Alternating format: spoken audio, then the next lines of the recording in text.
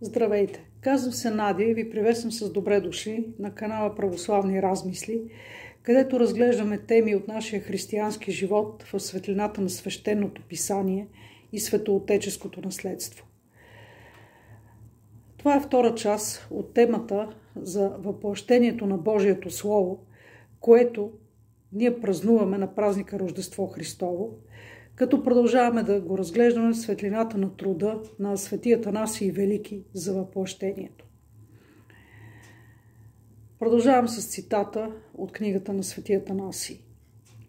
За тази именно цел невещественото, нетленно и нематериално Слово Божие влязло в нашия свят, макар и в определен смисъл, той да не бил далеч от нас и преди, понеже никаква част от творението не е била без него, който изпълва всички неща навсякъде, оставяйки в единство със своя Отец.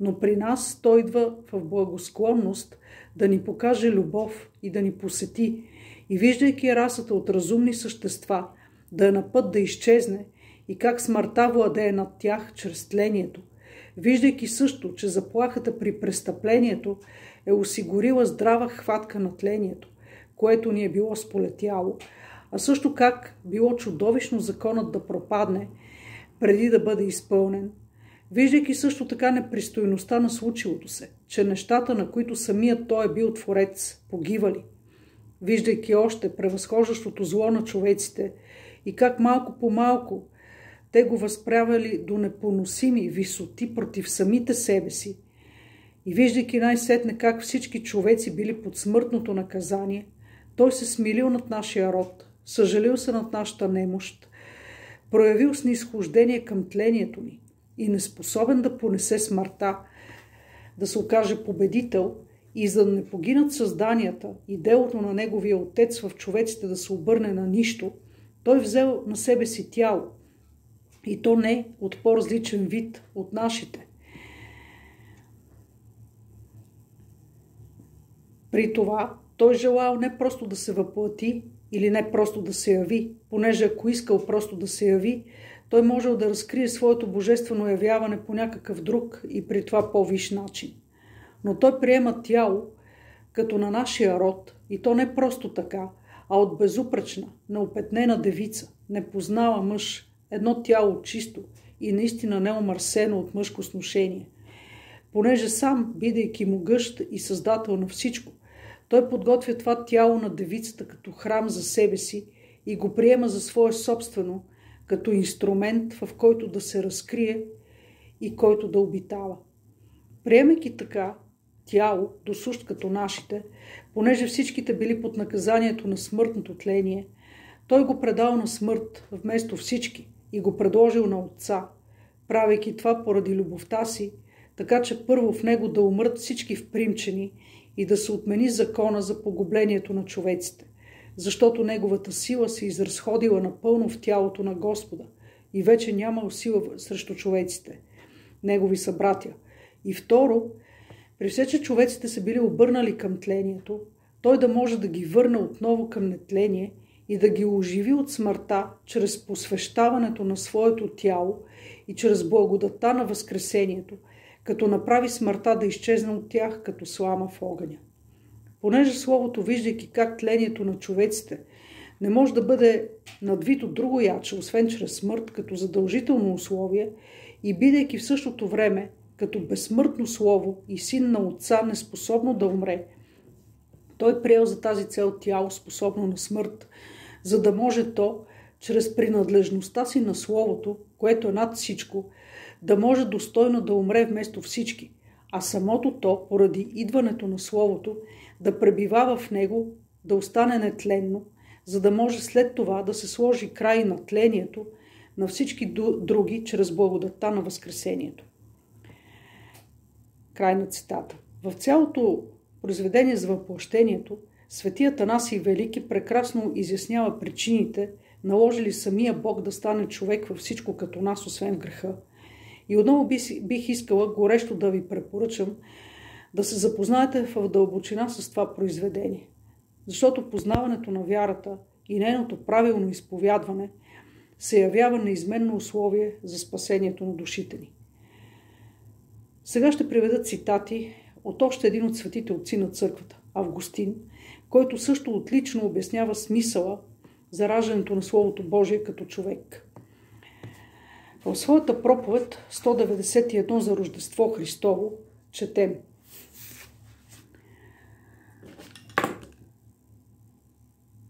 Словото Божие, чрез което бяха създадени времената, се роди в плът и кръв и ни дари своето рождество във времето. В своето идване като човек поиска да има един определен ден, този, без чиято божествена воля нито един ден не може да съмне. Той, който с отца си предхожда вековете, чрез майка си, на този ден влезе в хода на годините. Човек стана създателят на човека, да оня, който владее небесния свод, да суча от майчина гръд. Хлябът да е гладен, изворът да е жаден, светлината от сън да е оборена, пътят от път да е изморен, истината от лъжливи свидетели да бъде обвинена, съдникът на живи и мъртви от смъртни съдии да бъде съден, правдата от неправедни люде да бъде осъдена, поуката да бъде бичувана, грозът със страни да бъде увенчан, основата на дърво да бъде провесена, силата със слабост да се смени, спасението рани да понесе, животът да умре. И така заради нас той трябваше да изтърпи много незаслужени страдания, за да освободи нас недостойните. А нито той, който заради нас изтърпя безброй злини, заслужаваше някакво зло, нито пък ние, които получихме от него безброй добрини, заслужавахме някакво добро. Та от тези си дела той, Синът Божий, преди всички векове и преди началото на дните, в последните времена, ни удостои с честа да бъде син човечески. И той, който е роден, несътворен от отца, да бъде сътворен в утробата на майка си, която е сътворил, да пребивава нявга тук, на земята, роден от жена, която без него никога и по никакъв начин нямаше да съществува. Макар да сме изкупени от смъртта, все още умираме телесно до окончателния Божий съд при второто Христово пришествие. Това ясно е посочено в Новия Завет и е част от веруюто на църквата.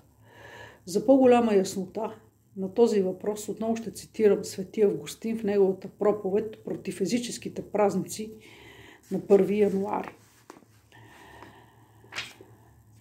В древните таинства се предрича единият Господ, Исус Христос. Един свещеник е влязъл в Светая Светих, а целият народ е стоял отвън.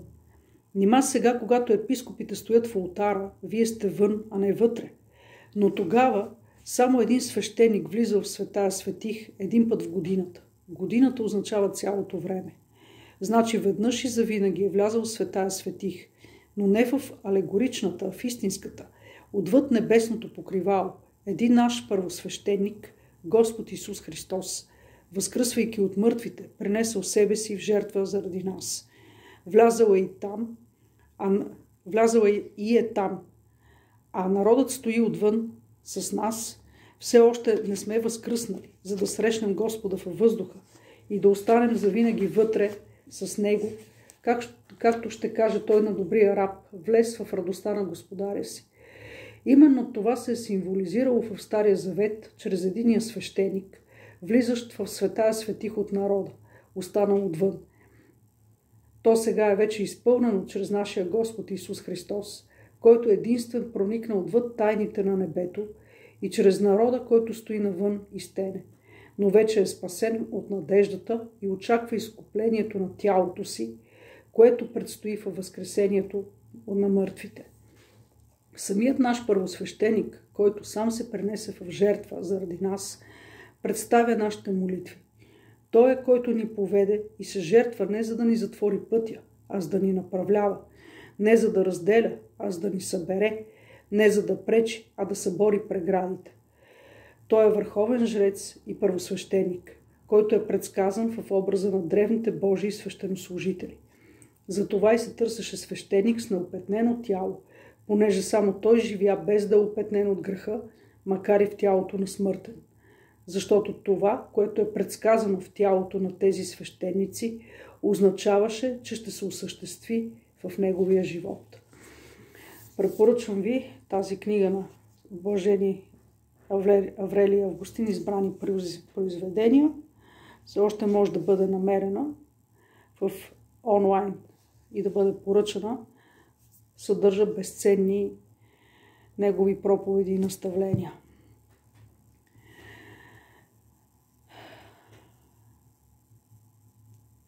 И така, в заключение ще кажа, че в края на времената Словото Божие стана човек в личността на Господ Исус Христос, който, оставайки Бог, съедини в себе си нашата човешка природа и я спаси и изкупи, съвършенно от мрака на греха, тлението, безсмисления суетен живот и вечната погибъл, довеждайки я обратно в светлината на вечния блажен живот и познание на истината. Слава да бъде на Него, сега, винаги и в вечните векове. Амин. Благодаря ви за вниманието и до нови срещи.